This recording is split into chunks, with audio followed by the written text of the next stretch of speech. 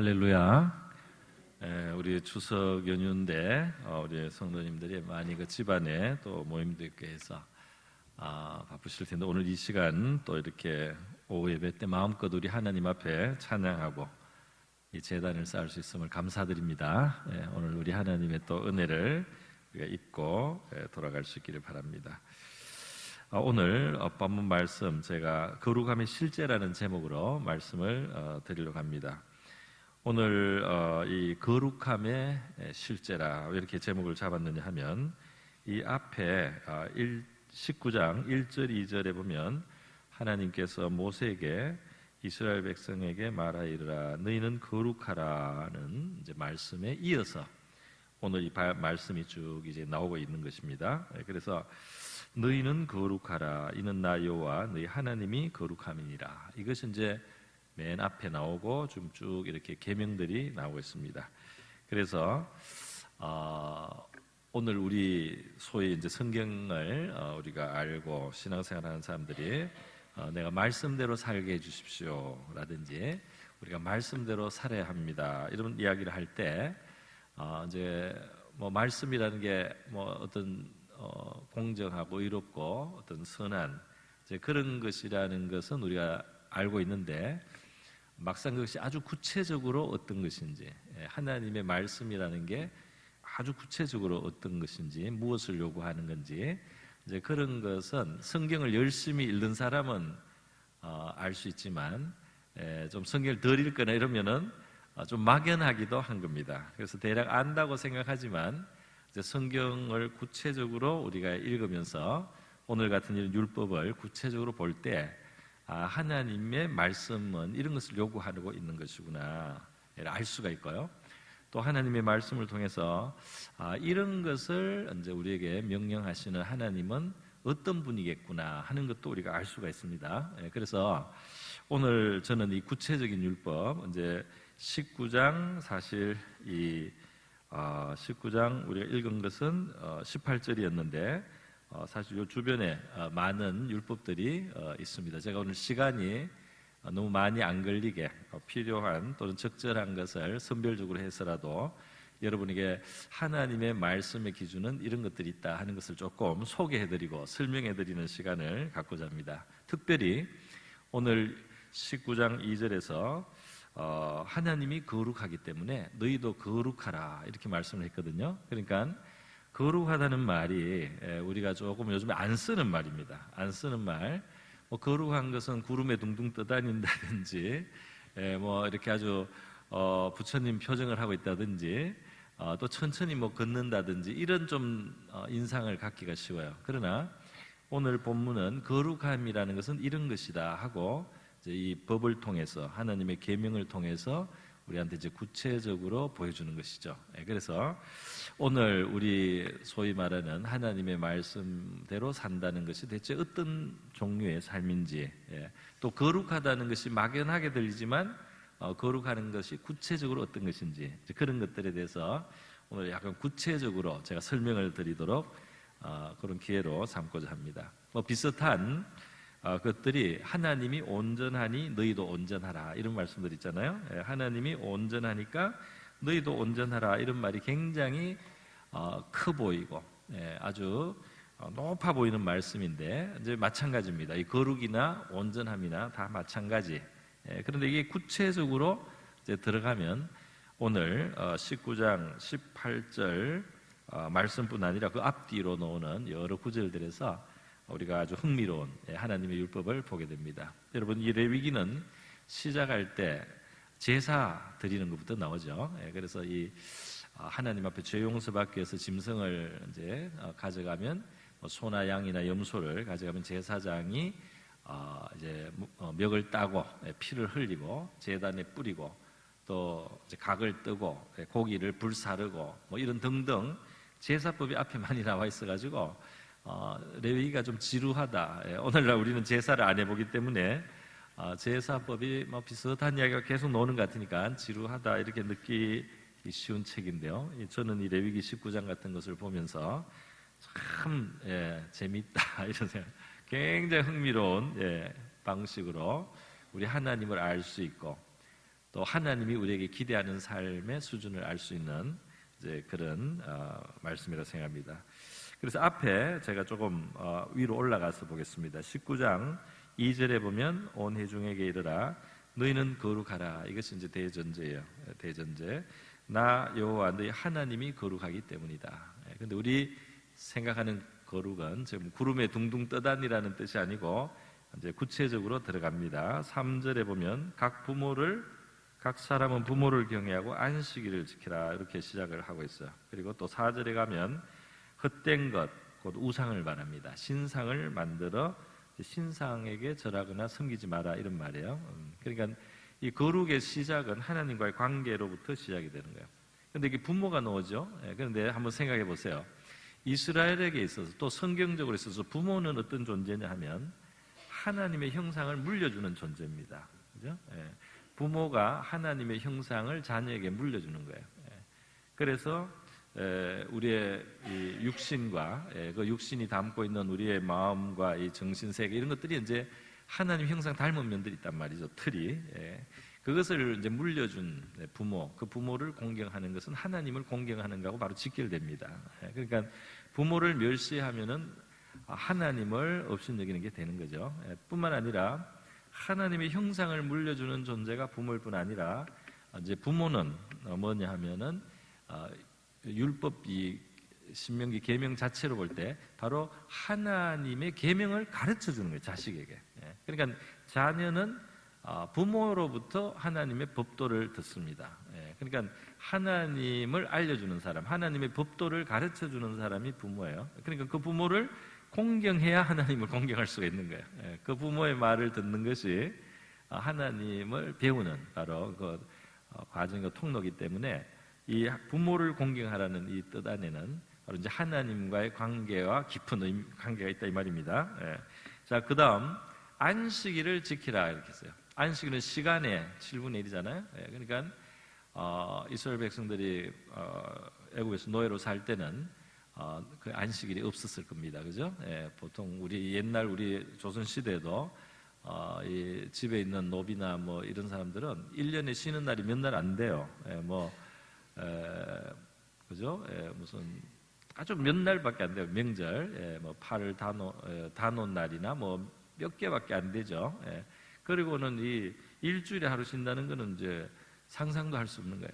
그런데 하나님이 안식일을 지키라. 이 안식일은 7일마다 돌아옵니다. 그러니까 시간을 말이죠. 하나님을 위한 시간. 우리의 삶이 막 돌아가는데 이걸 멈추고 하나님을 온전히 생각할 수 있는 시간을 하나님이 이렇게 주시고 또 우리가 그러면서 쉬는 거죠. 그래서 이 시간을 하나님과 함께하는 시간을 이제 가지도록 이제 요구를 하시는 겁니다. 우리가 조금 어렵게 말하면 시간이 우리의 생명입니다. 그죠? 우리가 가진 시간이 우리의 생명이에요. 그래서 우리가 시간을 따로 떼서 시간을 내 어떤 목적이나 내 어떤 욕망을 위해서 다 쓰지 않고 그 시간을 하나님에 의해서 멈추고 그 시간을 하나님과 관계되는 시간으로 삼는 것, 하나님이 원하시는 대로 그 시간을 하나님 앞에 드리는 이것이 이제 하나님과의 관계에서 너무나 기본적으로 필요한 것이죠. 그러니까 하나님께 시간을 드릴 수 있다는 것, 하나님과 함께 시간을 보낸다는 것, 어떤 시간을 하나님 앞에 사용한다는 것, 이것은 하나님 앞에 바로 서는 기초가 된다고 할 수가 있겠습니다. 그러니까 우리가 주일을 예배를 꼭 드리려고 노력하는 이런 것이 이제 마땅히 시간을 하나님 앞에 갖는 것이 우리 사람이 하나님 앞에 거룩하게 살아가기 위해서 기초적으로 필요한 거다. 그 다음 다른 신상을 만들거나 부어 만들거나 새기 만들거나 이렇게 하지 말라는 거예요. 그거는 무슨 말이냐면 이 신상은 말이죠. 인간이 피조물로서 자기 손으로 만들어내는 건데 사실 거기다 이제 빌고 복을 빌잖아요. 근데 하나님은 보이지 않습니다. 신상은 보이니까 조금 더 구체적이고 약간 더 뭔가 눈앞에 그래도 보여요. 하나님은 보이지 않아요. 자, 그런데 무엇이 우리에게 정말 우리의 운명을, 우리의 삶을 좌우하고 결정하는 참신이냐. 그래서 사람들은 잘못돼가지고 종교적으로 타락된 정신으로 눈에 보이는 것을 더 신뢰하고, 눈에 보이고 손에 잡히는 게 더 신인 것 같아요. 그래서 그게 나에게 복을 줄 것이다. 이것이 나를 행복하게 할 것이다. 이제 이런 생각을 갖는 거죠. 그래서 이 신상을 자꾸 만들게 되는 거죠. 오늘 우리는 이런 무슨 신으로는 아니지만 눈에 보이는 이 물질의 세계 속에서 그것이 우리의 운명과 삶을 또는 우리의 행복과 불행을 또는 우리의 길흉과 화복을 우리의 흥망과 성세를 무엇이 좌우하는가 그 좌우하는 열쇠를 가진 존재가 신입니다. 그런데 보이지 않는 하나님 우리에게 율법을 주시고 하나님 도리를 가리켜 그 신이 우리의 생과 사를 결정하고 우리의 흥망과 성세를 결정하고 우리의 길흉을 결정하고 나의 행복과 불행을 결정하시는 분이다 하는 것을 알면 우상을 안 만들고 아니 눈에 보이는 것이 더 믿음직해 눈에 보이는 것 손에 잡히는 게 내 행복과 불행 내 생과 사를 더 결정한다 이렇게 생각하면 우상을 만드는 것이 되는 거죠. 그래서 하나님이 보이지 않는 하나님 그러나 이 세계를 창조하시고 우리를 지으시고 모든 것을 아시고 감찰하시고 진실로 다스리시는 그분이 있음을 믿고 그분 앞에서 살으라는 겁니다. 할렐루야. 이렇게 그 부모를 공경한다든지 또 하나님의 시간을 드린다든지 또 다른 것으로 신을 삼지 않고 그 하나님만으로 신을 삼는 게 우리가 거룩한 삶을 사는 이제 기본이 되는 겁니다. 기본. 이것이 기본이 돼요. 이것이 기본이 되고 이제 뒤로 가면은 조금씩 더 이 구체적인 계속해서 나옵니다. 5절과 6절 또 7절에 가면 이 화목 제물을 하나님 앞에 드릴 때 드리는 날과 이튿날까지 먹고 셋째 날에는 남아도 불사르라 그랬어요. 그러니까 하나님의 제사를 드리고 화목 제물을 먹을 수 있는 시한이 정해져 있습니다. 이틀간 3일째까지 남겨서 먹으면 안 돼. 그러면 이 제사 전체가 부정해진다는 거예요. 여기에는 뭐 깊은 뭐 생각할 점이 많아요. 위생적으로 혹시 먹으면 3일째부터는 고기가 상해서 우리가 탈이 날까봐 뭐 그랬을 수도 있겠죠. 그런 면도 있을 수 있습니다. 위생적으로. 그러나 여기에서 이제 이렇게 절제 또는 절도 있게 이제 하는 거예요. 이것은 우리 인간의 욕심하고 조금 어긋납니다. 우리는 아까워요. 그거 왜 3일째도 남았으면 그거 먹어야지 뒀다가 3일째도 먹을 수만 있으면 먹어야지. 이런데 하나님은 하루 이틀 하나님 앞에 화목 제사의 의미를 담아서 먹고는 그 다음부터 혹시 남으면 불살라서 그만 먹어라 이렇게 했습니다. 그러면서 그 화목 제사에 대한 존중, 리스펙트를 그렇게 표현하라. 다시 말해서 우리의 욕심대로 다 하지 않고 우리의 무절제한 마음, 우리가 아까운 마음 이런 것을 우리가 차단을 하고 어느 선에서 딱 그어서 좀 아깝더라도 버리고 좀 이렇게 더 탐닉하고 싶어도 그걸 중단해버리고 하는 이것이 우리가 거룩한 삶을 살기 위해서 필요한 자세라는 겁니다. 할렐루야. 필요하다. 하나님이 아예 못 먹게 하는 것도 아니잖아요. 근데 그 적정선을 딱 그어주시는 거예요. 그래서 끝없이 인색하거나 끝없이 아끼, 끝없이 아까운 마음, 그죠? 끝없이 그게 계속 꾸역꾸역 먹고 싶은 그런 욕망들을 이제 하나님이 절제하도록 이제 하셨습니다. 그것이 성물을 더럽히지 않는 것이다 이렇게 말씀을 했습니다. 그런 거룩을 위한 기본적인 자세들을 제가 몇 가지 가르쳤어요. 이제 그리고 그 다음부터는 사람들과의 관계입니다. 사람들과의 관계에서 거룩을 가르치는 거예요. 무엇이 거룩한 거냐? 9절에서부터 10절에서 나오는 내용입니다. 제가 예전에도 이 구절을 제가 좋아해서 여러분에게 소개해드린 적이 있는데요. 자, 추수 때 이제 낫으로 곡식을 거둘 때 밭 모퉁이까지 다 싹 깨끗하게 추수를 하지 말라는 겁니다. 그리고 추수를 그러니까 모퉁이 같은데 좀 남겨놓으라 덜 하라는 거예요. 추수를 한 95%만 하라는 거예요. 5% 여기 저기 귀퉁이에 덤성덤성 남겨놓으라는 거예요. 또 추수를 하고 벼를 베다 보면 이제 이 이삭이 떨어지는데 이삭을 줍지 마라. 떨어진 거는 그냥 두라는 겁니다. 그것이 왜 그러냐? 포도원의 열매도 싹 다 따지 말고 한 90%, 95%만 따라는 거예요. 좀 내비두라는 거예요. 또 땅에 떨어진 거는 주워 담지 말고 그냥 내비두라는 거예요. 왜 그렇습니까? 이 모든 것이 가난한 사람과 거류민을 위하여 버려두라. 10절에 그렇게 돼 있어요. 이것은 무슨 말이냐면 내가 다 가진 다음에 내가 줄 수도 있잖아요. 그죠? 내가 다 거둔 다음에 내가 우리 동네 제일 가난한 사람 불러서 이렇게 줄 수도 있잖아요. 그래도 뭐 그것도 귀하겠지만은 하나님은 그보다 한 수 더, 한 단계 더 깊은 방법으로 그 사랑을 실천하라고 하신 겁니다. 그게 뭐냐면은 내가 덜 챙긴 것처럼 버려둬서 그 사람들이 나중에 자기들 손으로 걷어갈 수 있도록 하라 이 말이죠. 다시 말해서 그들이 나에게 구제를 받는다는 느낌을 될 수 있으면 주지 마라 이 말입니다. 내가 잊어버리고 내가 별로 신경 안 쓰고 내가 그냥 해퍼서 내가 둔 사람 같이 그렇게 두고 그들이 와서 자기 손으로 걷어가서 나한테 신세를 좀 덜 느끼게 하라 이 말이야. 신세를. 물론 그들이 이 밭 주인이 율법대로 해서 우리에게 자비를 베풀었구나 이게 느낄 수 있을까요? 느낄 수 있고 그러나 생각해 보면 그 이삭을 주우러 오거나 그 모퉁이에 있는 그걸 배로 오거나 뭐 떨어진거나 남긴 것을 주울 때 말이죠. 그 가난한 사람이 가족이 올 수도 있고 아들을 자녀들과 같이 올 수도 있어요. 그런 걸 할 때 그 부모가 다른 사람한테 구제를 받는 모습을 보지 않는 겁니다. 무슨 말인지 아시겠죠? 예. 우리가 너무 가난해서 남이 이렇게 우리를 불쌍하게 도와주는구나 하는 그 느낌을 가지지 않도록 마치 자기들이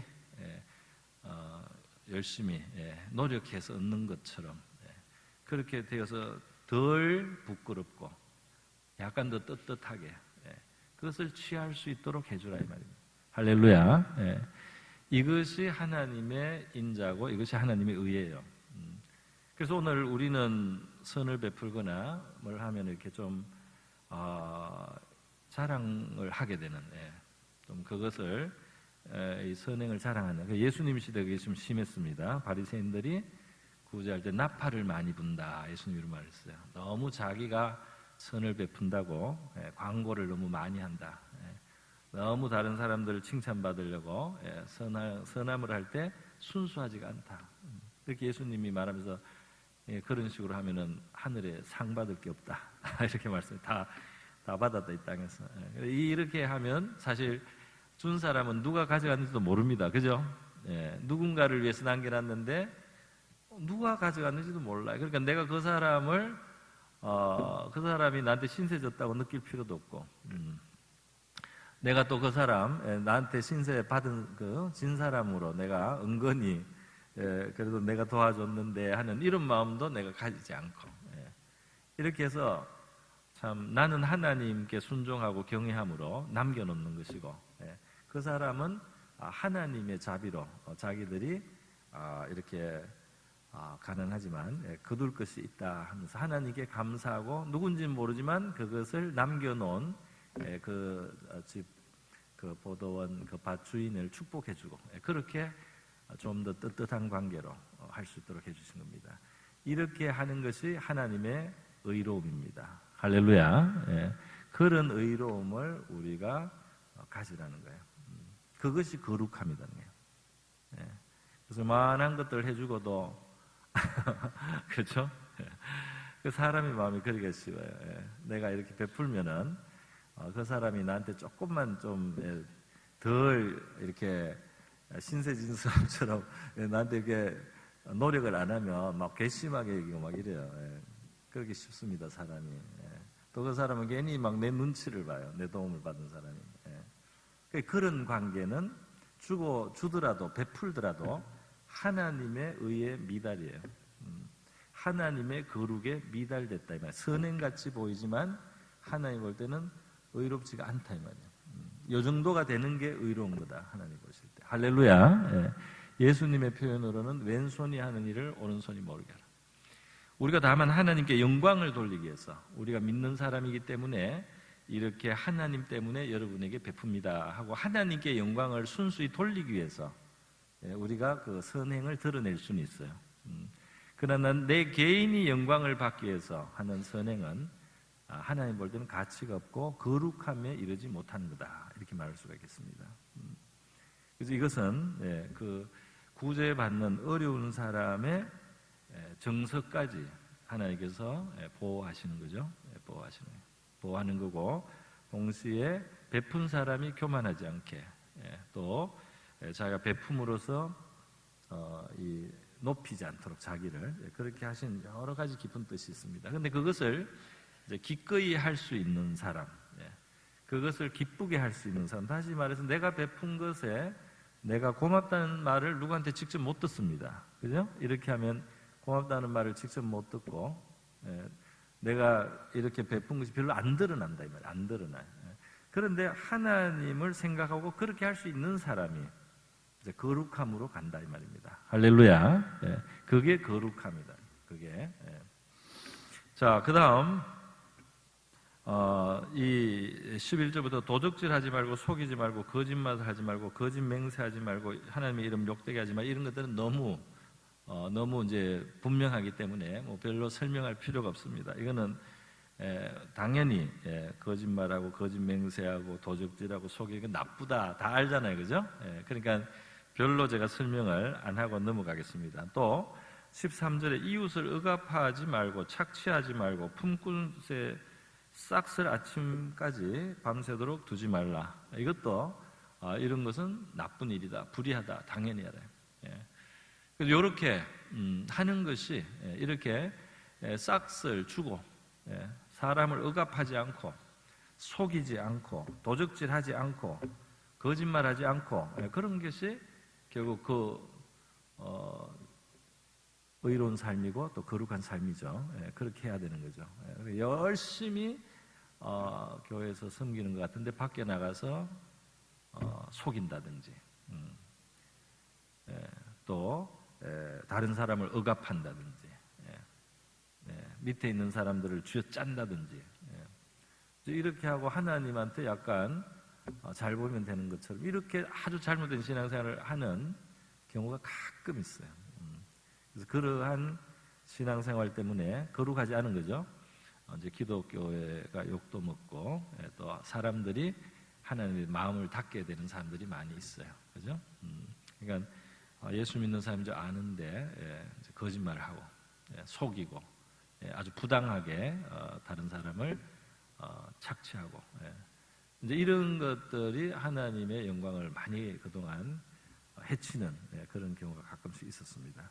그래서 우리가 거룩함이라는 그런 기본적인 이건 요즘 같으면 일반 사회에서도 당연히 이것이 그러면 안 되고 이렇게 하는 게 인간의 도리다 하는 것을 당연히 아는 이제 기준이니까 제가 그 정도만 말씀드리겠습니다. 그 다음 14절에 보면 귀먹은 자를 저주하지 말고 맹인 앞에 장애물을 놓지 말고 하나님을 경외하라 그랬어요. 자, 요게 이제 하나의 생각할 재미있는 포인트가 있습니다. 자, 귀먹은 자를 내가 막 욕을 했어요. 귀먹은 자가 들을 수 있습니까? 못 듣잖아요, 그죠? 그 사람이 못 듣기 때문에 그 사람이 그 사람은 별로 해가 되지 않는다고도 할 수 있을지 모르겠어요. 그러나 어쨌든 나는 그 사람이 귀를 먹어서 내 말을 못 들을 거기 때문에 마음 놓고 막 욕을 했습니다. 그 사람한테 피해도 별로 안 준 것 같고, 나는 시원하게 욕을 해버렸어요. 자, 근데 하나님은 그렇게 하지 말라는 거죠. 맹인 앞에 장애물을 놓지 말라. 자, 맹인 앞에 내가 마음에 안 들었든지 하여튼, 내가 못돼가지고 장애물을 놔서 넘어졌는데, 문제는 맹인은 누가 장애물을 놓는지 절대로 알 수가 없어요. 알려주지 않는 이상. 다시 말해서 그 일로 인해서 나한테 비난이 돌아올 수가 없어요. 맹인이니까 몰랐어요. 귀묵은 자도 내가 욕을 막 했지만 그 귀묵은 자가 내가 잘못한 줄 알고 나한테 왜 욕하냐고 따질 수가 없는 거 상황이. 다시 말해서 나의 이러한 좋지 않은 일이지만은 아무도 그걸 알 수가 없어요. 감추어져 있다 이 말입니다. 심지어 피해자도 누가 있는지 알 수가 없어요. 그러니까 완전히 좀 지나치게 말하면 완전 범죄가 가능하다 이 말입니다. 완전 범죄가. 나는 그 일로 절대로 비난을 받을 이유가 없는 거예요. 절대로 비난을 받을 위험이 없다 이 말이에요.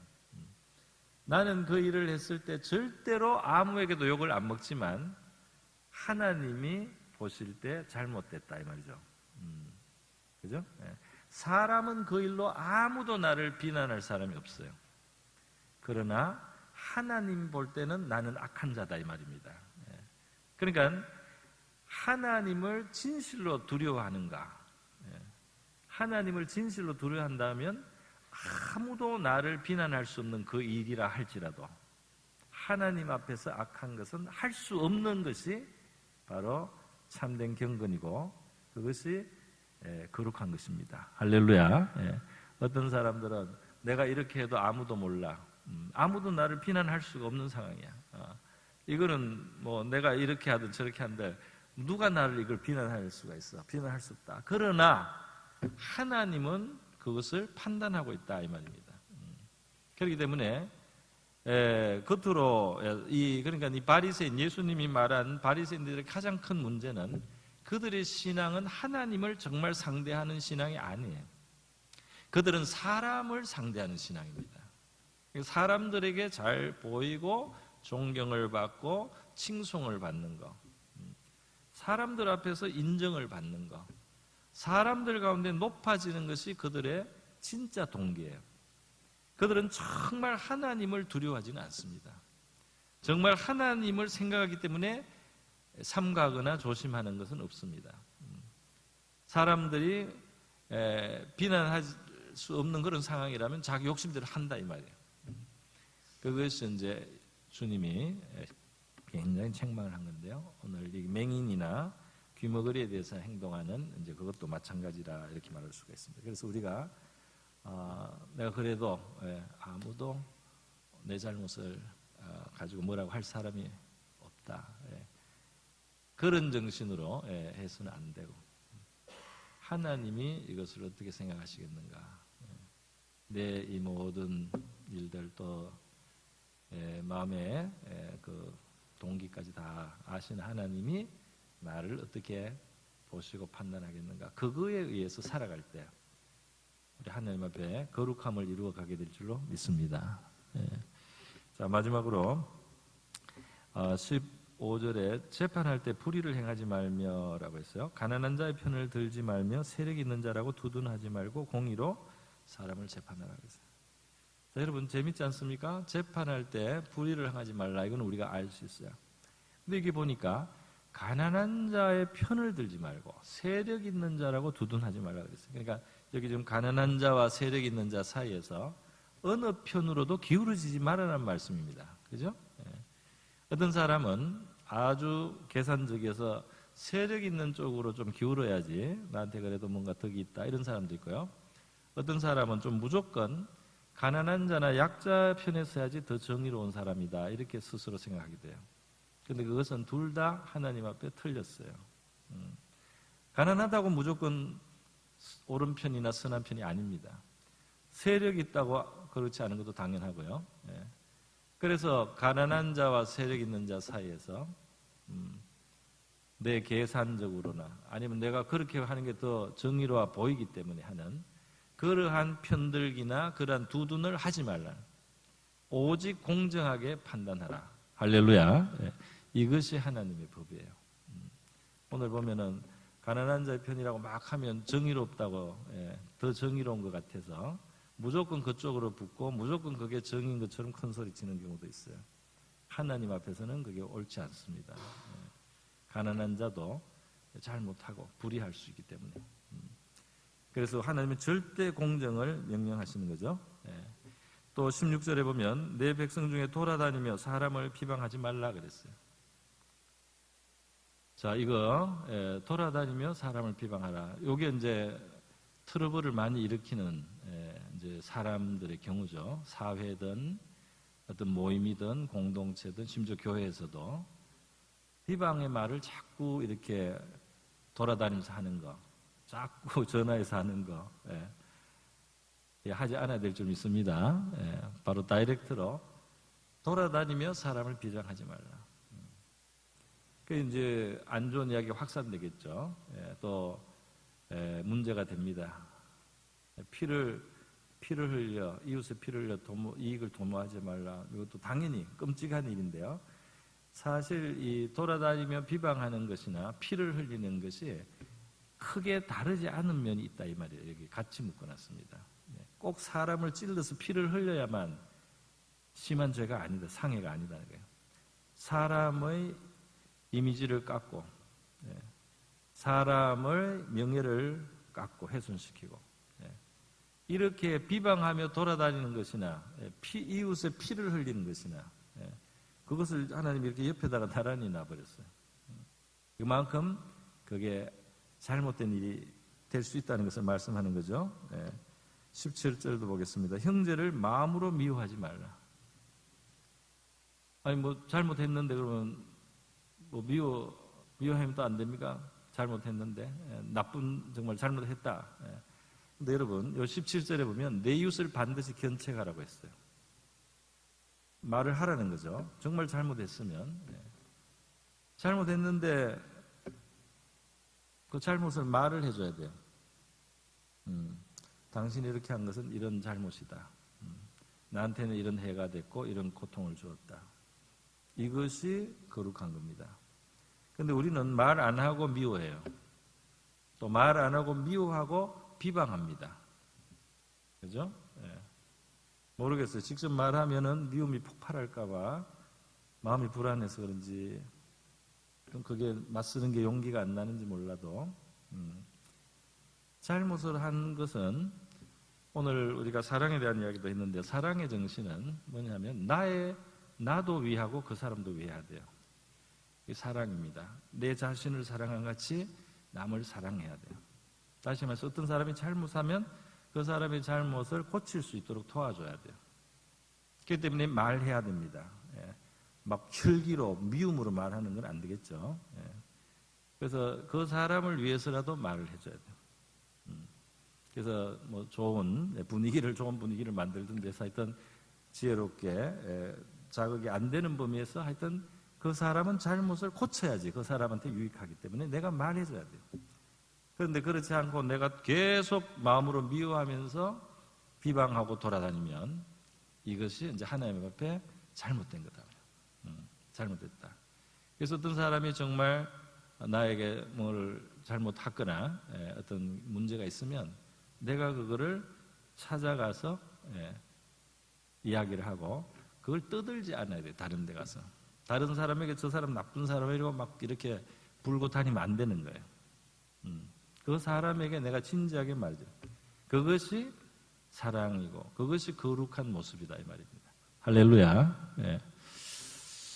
만약에 그 사람이 정말 악해서 내가 진지하게 이렇게 말해주는데도 이제 계속 악하게 나오면 뭐 그건 마태복음 18장에 예수님이 더 이야기했습니다. 이제 그 사람이 정말 잘못됐다고 객관적으로 볼 수 있는 다른 사람들하고 같이 말을 또 해서 그 사람을 설득하라 이렇게 예수님이 가르쳤어요.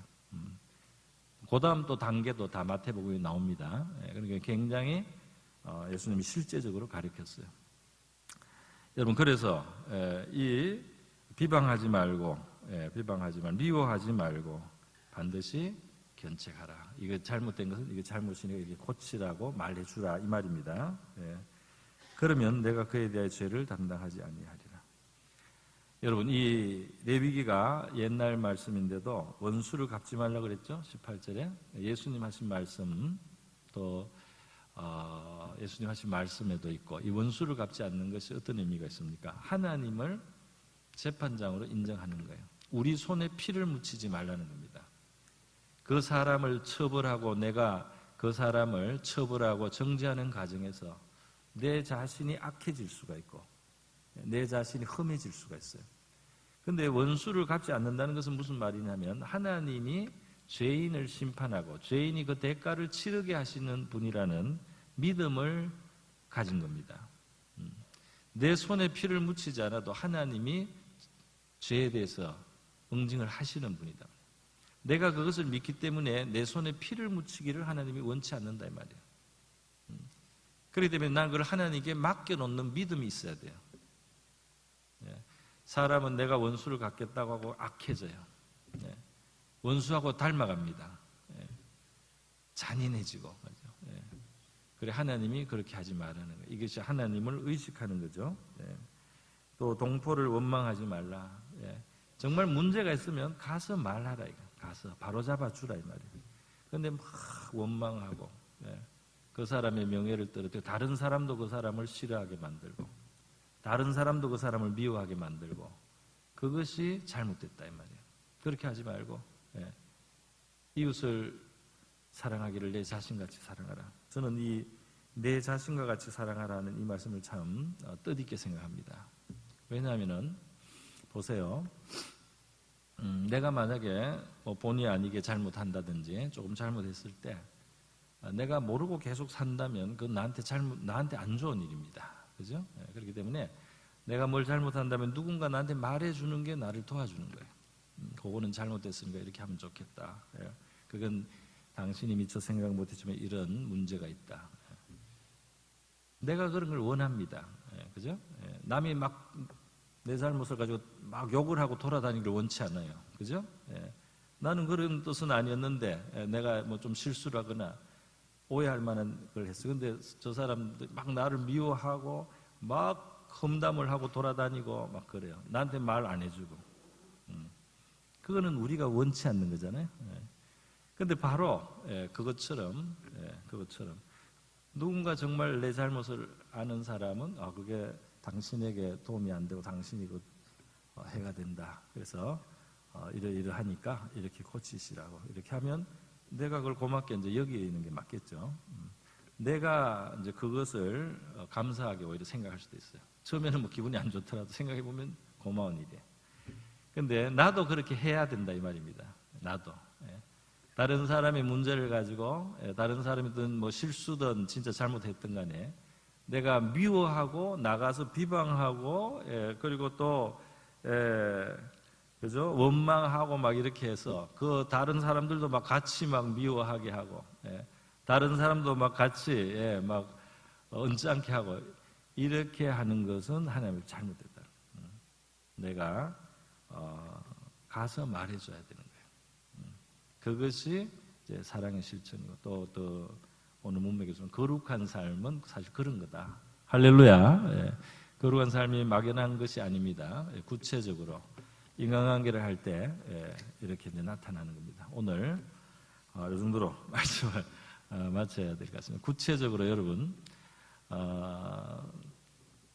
우리 또 명절이라서 사람들도 많이 만나고 이렇게 하실 텐데 하나님을 우리가 경외하고 또 사람을 사랑하고 사람을 사랑하는 그 방법을 하나님의 이 말씀과 법도에서 지혜로운 그 길을 배우는 저와 여러분 될 수 있기를 바랍니다. 이것이 사랑의 실천이요. 이것이 거룩하고 경건한 삶이다 이 말입니다. 오늘 우리가 이런 것을 잘 생각하지 못하고 우리 기분대로 이 기분대로 이렇게 하다가 하나님 법도에서 많이 벗어나 있기 때문에 그런 것이 우리를 고통을 가져와요. 문제를 가져오고 어려움을 가져옵니다. 우리 하나님을 믿고 경외하고 이 두려우신 재판장이요 거룩하시고 자비로우신 하나님을 인정하면서 하나님의 법대로 우리 다른 사람을 대하는 인애도 베풀고 정직하고 진실하게 이웃을 대하는 저와 여러분 될 수 있기를 바랍니다. 기도하겠습니다. 이 시간 우리 기도할 때에 하나님이 우리를 거룩한 백성 삼아주신 것을 감사드리고요. 우리도 하나님을 닮은 그런 참되고 진실하며 의로운 삶을 살게 해달라 기도하고요. 하나님을 닮아가는 우리 공평하고 신실한 하나님으로 백성들에게 하나님의 영광을 돌리고 우리 이웃 가운데 선을 행하는 우리가 될 수 있도록 같이 기도하겠습니다. 기도합니다. 거룩하시고 자비로우신 하나님 아버지, 오늘 이 시간 우리 오후 예배 시간에 거룩하신 우리 하나님이 우리에게 너희도 거룩하라고 하시는 이 말씀을